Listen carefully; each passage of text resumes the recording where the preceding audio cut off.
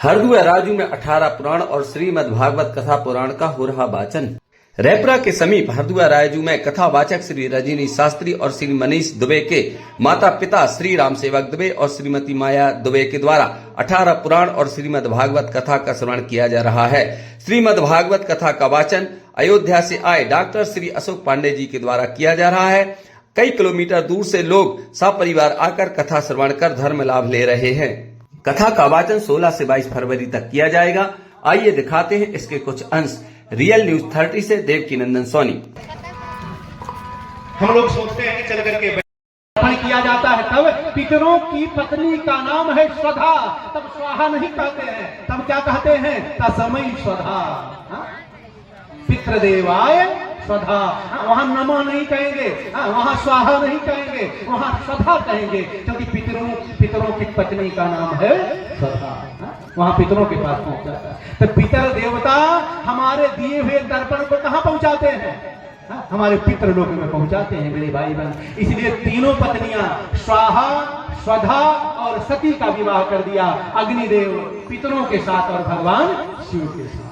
सबसे छोटे दामाद दक्ष प्रजापति के भगवान शिव थे, लेकिन छोटे भले थे मेरे भाई बहन, लेकिन सबसे बड़े थे क्योंकि भूत भावन भोलेनाथ भगवान शिव थे मेरे भाई बहन। उनसे बड़ा इस संसार में कौन दूसरा हो सकता है? अद्भुत भगवान शिव और नित्य निरंतर भगवान नारायण का जप करने वाले। एक दिन सभा लगी थी, आप सब लोग जानते हैं कि सभा लगी थी। दक्ष प्रजापति को जब दामाद भगवान शिव मिल गए तो ब्रह्मा जी ने उनको श्रेष्ठ बना दिया, सबका मालिक बना दिया कि जिसके दामाद साक्षात भगवान शिव हो।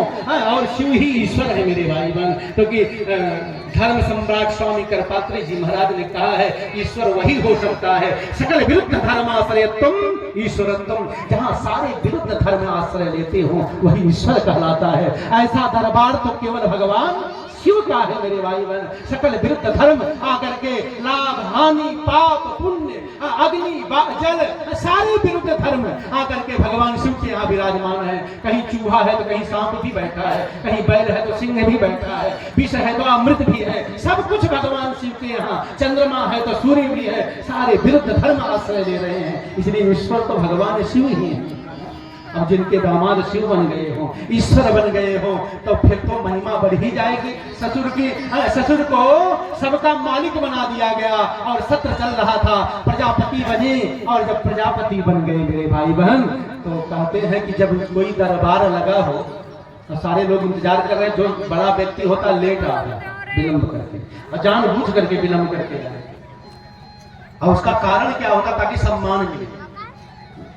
विलंब करके आज सम्मान, प्रधानमंत्री आते हैं, मुख्यमंत्री तो वर्ण का जैसे नीला कमल होता है, नीलांबुज श्यामल को मलांगम, नीलांबुज श्यामल कोमल अंगों वाले भगवान हैं। इसीलिए कलि पावन अवतार पूज्यपाद गोस्वामी तुलसीदास जी महाराज कहते हैं श्री रामचंद्र के पाल भजमन हरण भाव है दारुणम, नव कंज लोचन कंज मुख कर कंज पद कंजारुणम। कंदर्व शोभा कितनी है? कंदर्प अगणित अमित छवि, नव नील नीरज सुंदर।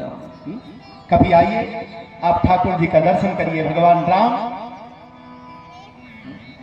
500 वर्षों के बाद लौट करके अपने जन्मभूमि में आए हैं। क्या सुंदर सावली सूरत है भगवान की, जिसको देख करके मेरे भाई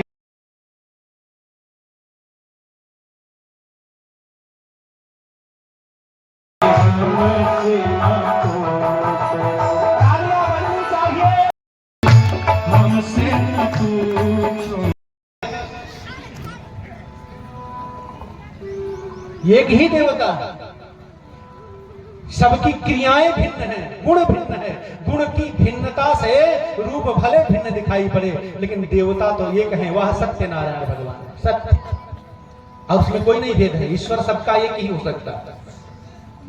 आप जरा सोचिए, अगर ईश्वर भी भिन्न भिन्न होता, हमने भले धर्म भिन्न बना लिया हो, लेकिन ईश्वर को हम भिन्न नहीं कर सकते। ईश्वर सबका एक है। ईश्वर भगवान श्री राम जी के लिए, श्री राम जी के लिए, और सब गाएंगे। बड़ा प्यारा सुंदर भाव है। दिल में आए आनंद कोई हमसे ना पूछो। दिन में आए प्रभु राम हो, आनंद कोई हमसे ना पूछो। भाव विभोर हो जाता है, हाँ, क्योंकि भगवान की जो छवि है सांवली भले है लेकिन इतनी मनमोहक है मेरे भाई बहन। कभी आप अयोध्या आइए और अयोध्यानाथ का 5 वर्ष के भगवान कि भगवान राम मंदिर में जा रहे हैं और हम अयोध्यावासियों का अंदर का भाव कैसा है, हाँ प्यारा भाव देते हुए मंदिर में आए प्रभु राम हो, हमसे न पूछो।